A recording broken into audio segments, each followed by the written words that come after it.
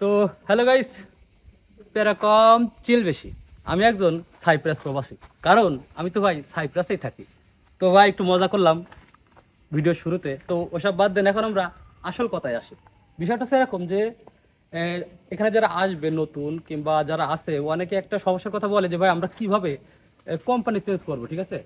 তো আমাদের বিষয়টা হচ্ছে যে আমরা কিভাবে কোম্পানি চেঞ্জ করতে পারি, অর্থাৎ আমরা এক কোম্পানি থেকে আর এক কোম্পানিতে কীভাবে যাব। তো এখানে যারা আসেন নাই, নতুন যারা একেবারে এখানে নতুন আসবেন কিংবা আসছেন, এদের জন্য একটা কথা বলি।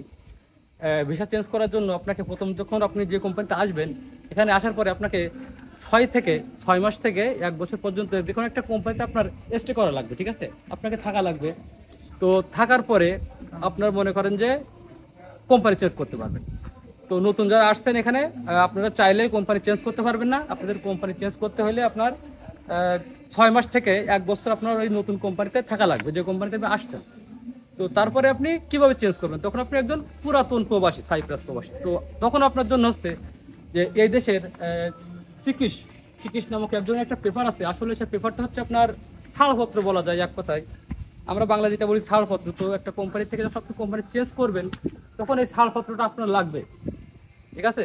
তো এই ছাড়পত্র দেওয়ার পরে, পাওয়ার পরে আপনি কোম্পানি চেঞ্জ করতে পারবেন। তো এটা কোম্পানি থেকে নেবেন এবং আপনার যে আগের যে পুরাতন ভিসা ছিল একটা মেয়াদ তো শেষ হয়ে গেল।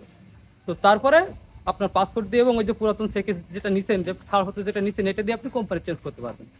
তো অনেকের এরকম সমস্যা হয় যে ভাই আসলে আমার ভিসার মেয়াদ শেষ হয়ে গেছে, আমি এখন কিভাবে কোম্পানি চেঞ্জ করবো? ভাই আপনার ভিসার মেয়াদ শেষ হওয়ার পরে আপনি যদি আপনার মেন কোম্পানিতে থাকেন, যে কোম্পানিতে আপনি আসছেন, তাহলে আপনার কোম্পানি আপনার ভিসা করতে পারবে। 1 মাস 2 মাস 3 মাস হইলেও কোনো সমস্যা হবে না, একটা টাইম থাকে, করতে পারবে।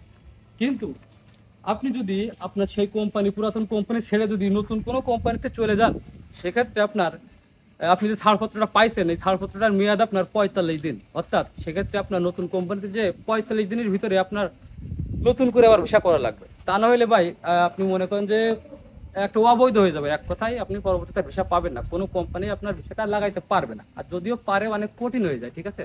অনেক জরিমানা থাকে, অনেক ফাইন থাকে। তো সবকিছু মিলায়ে কোনো মালিক এটা করে না, অধিকাংশ মালিক এটা করে না। তো সবকিছু মিলায় মনে করেন যে যে কোনো কিছু লিগাল এবং ইলিগাল থাকে। তো মনে করেন যে আহামরি কোনো সমস্যা না, আপনারা ইচ্ছা করলে কোম্পানি চেঞ্জ করতে পারবেন। আর যাদের টুকটাক ঝামেলা আছে, তো ঝামেলা তো আর একরকম না, বিভিন্ন ধরনের ঝামেলা হয়। তো সেক্ষেত্রে মনে করেন এক এক ধরনের ঝামেলা সমাধান এক এক রকম। তো সেক্ষেত্রে আপনারা চাইলে কোনো সমস্যা হবে না, কোম্পানি চেঞ্জ করতে পারবেন। তো ভাই জাস্ট আরও অনেক কিছু আছে, বিষয়টা থাকে, তো অনেক ঝামেলা সমস্যার সমাধান থাকে। তো সব মিলায় মনে করেন যে যতটুকু মানে চেষ্টা করলাম আর কি বোঝানোর, অল্পতে বোঝানোর চেষ্টা করলাম, যেহেতু ভিডিও অনেক বড় হয়ে যাবে। তো সব মিলায় হ্যাঁ দে, বাই বাই।